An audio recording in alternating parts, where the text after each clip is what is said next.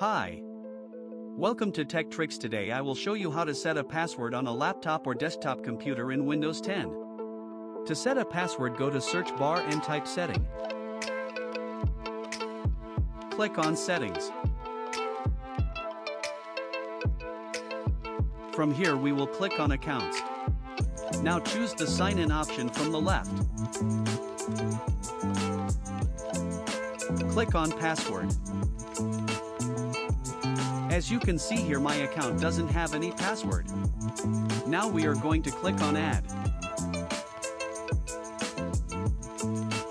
We need to set a strong password with a mixture of lower and uppercase letters and symbols.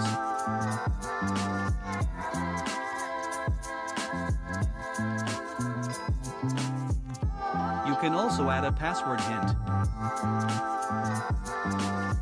Click on next and then finish. Let's check the password screen. For that, you need to press Windows L together.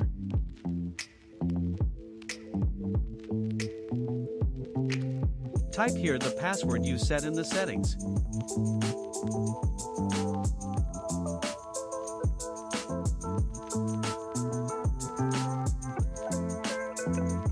The password has been set successfully.